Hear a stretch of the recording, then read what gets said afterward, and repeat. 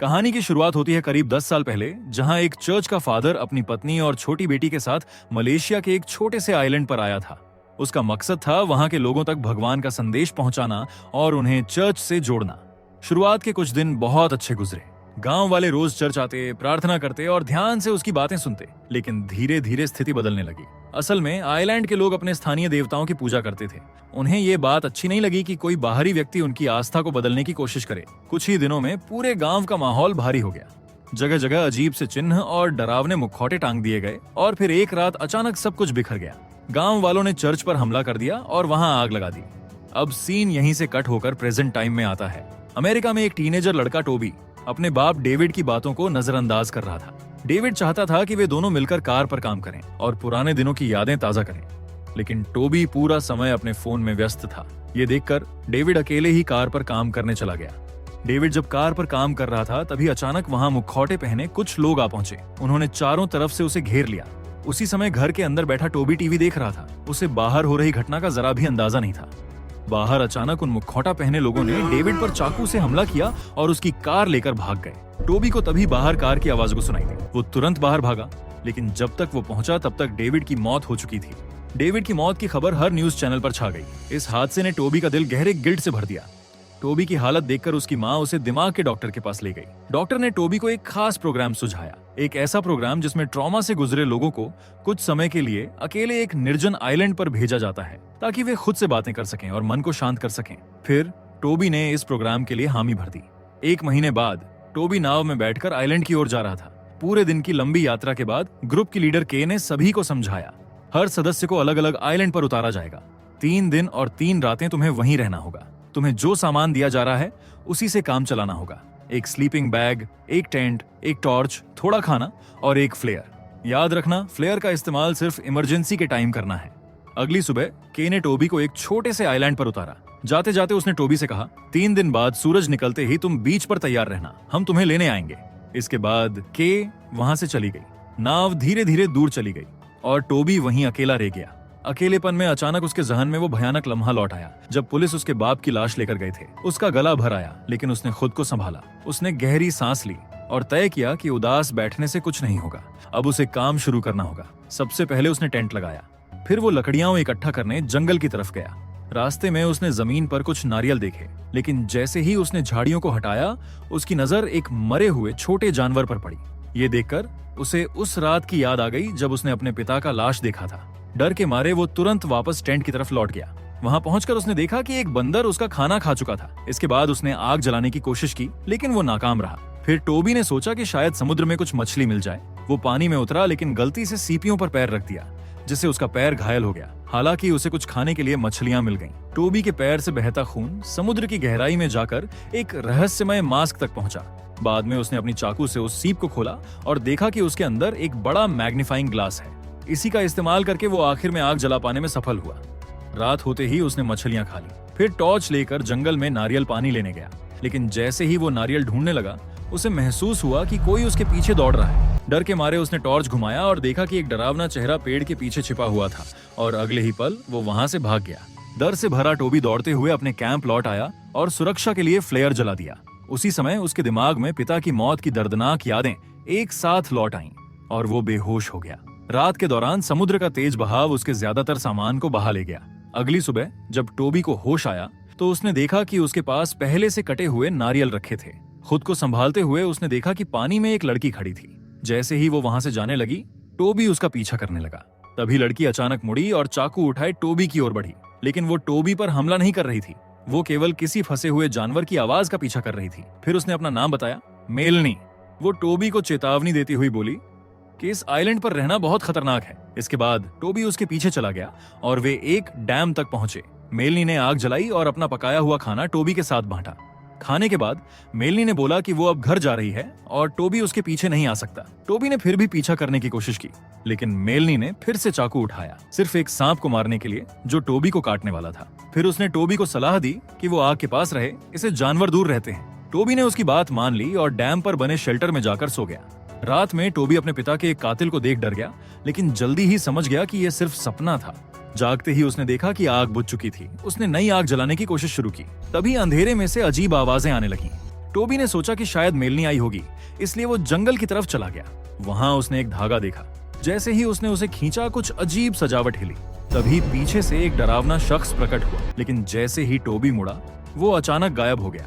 अगली सुबह Tobey shelter में जागा और देखा कि मेलनी नाश्ता तैयार कर रही थी। उसने टोबी के पैर की चोट देखी और उसे एक खास जड़ी बूटी ढूंढने के लिए ले गई जो घाव ठीक करती थी।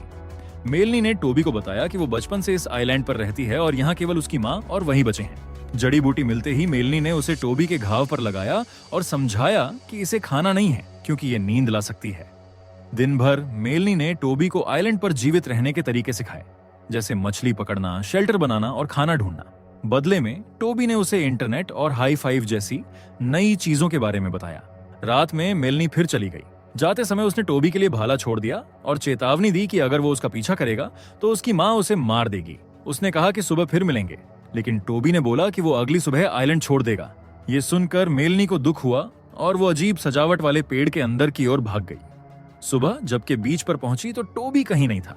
उसने जंगल में टोबी को ढूंढने के लिए टॉर्च जलाई, लेकिन पेड़ों के बीच अजीब आवाजें सुनते ही वो फिसल गई और उसका टॉर्च गिर गया। तभी अचानक के को अपनी ही टॉर्च की रोशनी सामने से आती दिखाई दी। उसे लगा कि ये टोबी होगा, इसलिए वो उसकी ओर बढ़ी, लेकिन जैसे ही वो करीब पहुंची, रोशनी बुझ गई और टॉर्च जमीन पर गिर गई। जबकि ने टॉर्च उठाने की कोशिश की, उसने अंधेरे में दो चमकती आंखें देखी और अचानक उसके हाथ पर एक काली हाथ आ गई। फिर कुछ मिनटों तक अंधेरे में सिर्फ के की चीख सुनाई दी। अगली सुबह टोबी जागा और समझा कि वो मेलनी को पुकारते हुए सो गया था। वो तुरंत बीच की ओर भागा, लेकिन वहां कोई नहीं था। वो बैठकर इंतजार करने लगा। कुछ घंटों बाद उसे समुद्र में कुछ तैरता हुआ दिखा। पानी में उतरकर उसने देखा कि वहां कई चीजें बह रही थीं। उनका पीछा करते हुए वो अंत में के की नाव तक पहुंचा, जो उलटी तैर रही थी। हैरानी की बात यह थी कि मेलनी की माँ उसी नाव से सामान निकाल रही थी। जैसे ही वो वहां से चली गई, टोबी नाव के अंदर जांच करने लगा। अलमारी खोलते ही उसे 2 फ्लेयर मिले, लेकिन जैसे ही उसने आगे तलाश की, एक दरवाजे के पीछे उसे के की लाश पड़ी मिली। डर के मारे टोबी तुरंत तैरकर बाहर निकलने लगा, लेकिन अचानक उसके कपड़े एक दरवाजे में फंस गए। अच्छा हुआ कि उसने जल्दी से अपने कपड़े छुड़ा लिए और सतह पर वापस आ गया। उसके बाद टोबी जंगल में पहुंचा, जहां उसे के की वही टॉर्च मिली। टॉर्च पर अजीब खरोंच के निशान बने हुए थे। उसी टॉर्च की मदद से वो मेलनी के पेड़ के घर के पास वाली एक गुफा में गया। गुफा के अंदर बहुत सारे चमगादड़ थे और अजीब अजीब आवाजें गूंज रही थीं। तभी पीछे से वही डरावना जीव फिर आ गया, जिसे घबराकर टोबी के हाथ से टॉर्च गिर गई। उसने तुरंत उसे उठाकर फिर से जलाया। रोशनी पड़ते ही उसकी नजर दीवारों पर बनी डरावनी ड्राइंग्स पर पड़ी। कुछ देर बाद टोबी गुफा के अंत तक पहुंचा और बाहर निकल आया। वहां उसे पुराने जले हुए चर्च का मलबा दिखाई दिया। तभी उसने एक घायल बकरी की आवाज सुनी। पास जाकर देखा तो पाया कि मेलनी की माँ उसे मारकर खाने की तैयारी कर रही थी। टोबी ने चुपचाप खुद को उसकी नजरों से छिपाया और वहां से निकल गया। इसके बाद उसने अपनी तलाश फिर से जारी रखी। थोड़ी देर भटकने के बाद टोबी को आखिर में मेलनी का घर मिल गया। अंदर जाकर उसने देखा कि वहां के का खाली बैग, 3 पासपोर्ट और एक पुरानी तस्वीर रखी थी। उस तस्वीर से साफ हो गया कि मेलनी और उसकी माँ वही परिवार हैं, जो सालों पहले चर्च के फादर के साथ इस आइलैंड पर आए थे। घर में उसे गैसोलीन की एक डिब्बी और सबसे अहम के का रेडियो भी मिला। टोबी ने तुरंत रेडियो से मदद मांगने की कोशिश की। कुछ सेकंड बाद केवल एक हेलो सुनाई दिया और फिर अचानक लाइन कट गई। इसी बीच मेलनी और उसकी माँ घर लौट आए। ये देखकर टोबी जल्दी से बिस्तर के नीचे छिप गया। उसने देखा कि मेलनी की माँ उसी शांत करने वाली जड़ी बूटी से एक मिश्रण बना रही थी और गुस्से में अपनी बेटी पर चिल्ला रही थी कि वो बाहर की दुनिया देखने के लिए अभी तैयार नहीं है। टोबी धीरे धीरे और पीछे खिसका तो उसकी नजर बिस्तर के नीचे रखे एक अजीब मास्क पर पड़ी। अगले ही पल उसे एहसास हुआ कि ये वही मास्क है जिसे पहनकर उस रात आइलैंड पर किसी ने उस पर हमला किया था। जैसे ही मेलनी की माँ कमरे से चली गई, टोबी मेलनी के पास गया। मेलनी ने उसे चेताया कि यहाँ रहना खतरनाक है और कहा कि बाद में बीच पर मिलेंगे। बीच पर पहुंचकर टोबी ने देखा कि दूसरी तरफ की पहाड़ी पर कोई रोशनी जल रही थी। उसे देखकर उसने जवाब में बड़ी आग जलाई ताकि दूर से भी उसे देखा जा सके। रात में जब टोबी सोने की कोशिश कर रहा था, तभी मेलनी आई। उसने सोचा कि टोबी अब जा चुका होगा। टोबी ने मेलनी को बताया कि के जो उसे लेने आनी थी अब मर चुकी है और बोलने लगा कि शायद मेलनी की माँ ने उसे मारा। फिर मेलनी ने टोबी के पैर पर सिर रखकर अपने बचपन की कुछ यादें साझा की। उसने बताया कि पहले वो परिवार के साथ खुश रहती थी और गांव के बच्चों के साथ खेलती थी, लेकिन एक दिन कुछ गलत हुआ। उसे अभी भी याद है कि वो एक कोने में रो रही थी, जबकि उसकी माँ जो खून से सनी थी उसे उसकी तरफ देखने से मना कर रही थी। इसके बाद मेलनी ने माना कि वो रात में अक्सर डरावनी चीजें देखती है और अब उसे यकीन हो गया कि शायद उसकी माँ ने सभी को मार दिया। ये सुनकर टोबी ने उसे पूछा कि क्या वो उसके साथ भागना चाहती है। मेलनी तुरंत मान गई। लेकिन बोली कि वो सिर्फ अगले दिन उसके साथ जाएगी। अगली सुबह टोबी ने दूर से हवाई जहाज की आवाज सुनी। वो उसकी तरफ भागा, लेकिन तब तक हवाई जहाज जा चुका था। दौड़ते हुए उसने एक पुराना लाइट हाउस देखा और उसके अंदर जाकर जांच करने लगा। उसने लाइट हाउस की लाइट चालू करने की कोशिश की, लेकिन वो अब काम नहीं कर रही थी। फिर टोबी ने लाइट की अंदरूनी मशीन देखी और याद किया कि उसके पिता ने उसे कार की देखभाल के बारे में क्या सिखाया था। तभी उसे समझ आया कि लाइट को जलाने के लिए गैसोलीन की जरूरत है। इसके बाद जब टोबी बीच की ओर लौट रहा था, अचानक वो किसी से टकरा गया। ये कैमरन था, जो उसी प्रोग्राम का हिस्सा था। उसे भी कोई लेने नहीं आया था, लेकिन उसने एक छोटी नाव पाली थी। वो उस नाव में बैठकर बाकी लोगों को ढूंढने आया था। टोबी ने उसे खाना दिया और अपनी कहानी सुनाई। वो एक नई भाला बना रहा था, और जब कैमरन ने बोला कि 2 पागल हथियारों पर भरोसा करना मूर्खता है, तो टोबी ने उसे धमकाने के लिए भाला दिखाया। बाद में माफी मांगते हुए उसने बताया कि वो मेलनी को अकेला नहीं छोड़ सकता, क्योंकि वो भी इस सब की शिकार है। फिर टोबी मेलनी को ढूंढने उसके घर गया, लेकिन वहां उसकी मां ने उसे पकड़ लिया। उसने टोबी का भाला छीन लिया और उसे डराकर भगाने की कोशिश की। डर के मारे टोबी भी भागने लगा और उसकी मां उसके पीछे दौड़ी, लेकिन गलती से वो मेलनी के बनाए जाल में फंस गई और सीधे एक पेड़ और भाले के बीच अटक गई। मेलनी की मां को लगा कि अब वो मरने वाली है, इसलिए उसने टोबी को एक सच बताया। उसने बोला कि जो भी इस आइलैंड पर हुआ वो उसने नहीं किया, बल्कि उसकी बेटी यानी मेलनी ने किया था। सालों पहले आइलैंड के लोग चर्च के फादर को चेताते रहे कि यहाँ कोई बुरी शक्ति है, लेकिन फादर ने उनका विश्वास नहीं किया। जब फादर और उसकी पत्नी लोगों से बहस कर रहे थे, तब मेलनी उस वेदिका के पास चली गई जहाँ लोग जानवरों की बलि देते थे। यही मौका देखकर राक्षस ने बच्चे को अपने रिचुअल में इस्तेमाल किया, जैसा कि टोबी ने गुफा में चित्रों में देखा था। मेलनी ने उसी समय सभी को मार दिया और चर्च जला दिया, लेकिन अपनी माँ को छोड़ दिया। अब मरने से पहले मेलनी की माँ ने टोबी को एक खास जड़ी बूटी वाला बैग दिया और बोला कि इसे मेलनी को शांत किया जा सकता है। उसने ये भी चेतावनी दी कि जब मेलनी अपने दैवीय रूप में होती है तो उसे रोशनी पसंद नहीं आती। आखिर में उसने टोबी से बोला, चाहे कुछ भी हो जाए, मेलनी को इस आइलैंड से बाहर मत जाने देना। इस बीच कैमरन कैंप पर टोबी का इंतजार कर रहा था। तभी उसने कुछ अजीब आवाजें सुनी और उन्हें सुनकर वो जंगल की ओर बढ़ा। वहां उसने जमीन पर हड्डियों का ढेर देखा। तभी मेलनी अपने दैवीय रूप में उसके पास आई और उसे जंगल में घसीट कर मार डाला। जब टोबी लौट कर पहुंचा तो उसे वहां सिर्फ कैमरन का खून ही दिखाई दिया। अचानक उसने पीछे एक आवाज सुनी और देखा कि दैवीय मेलनी अपनी माँ की लाश लेकर आ रही थी। लेकिन जैसे ही उसने टोबी को देखा, वो फिर से इंसान रूप में बदल गई। वो जानना चाहती थी कि उसकी माँ के साथ क्या हुआ। टोबी ने मेलनी को शांत करने के लिए बोला कि ये सब उसने किया ताकि वे दोनों साथ रह सकें। ये सुनकर मेलनी खुश हुई और उसने टोबी को गले लगाकर किस किया। इस दौरान टोबी का छोटा बैग जिसमें खास जड़ी बूटी थी गिर गया। उसने बैग वापस पाने के लिए मेलनी के साथ खेल खेल में रुचि दिखाने का नाटक किया। मेलनी ने उसे पकड़ लिया और दैवीय रूप में बदलने लगी, लेकिन तब तक टोबी ने अपना भाला उठाकर उसे बेहोश कर दिया। फिर उसने जड़ी बूटी को मेलनी के मुंह में डालकर उसे शांत किया और बेलों से बांध दिया। इसके बाद टोबी मेलनी के घर गया। वहां से गैसोलीन उठाया और लकड़ी के ऊपर आग जलाई। फिर उसने लाइट हाउस के दरवाजे पर आग लगी लकड़ी रख दी ताकि जानवर दूर रहे। इसके बाद वो ऊपर जाकर लाइट हाउस की रोशनी चालू करने लगा।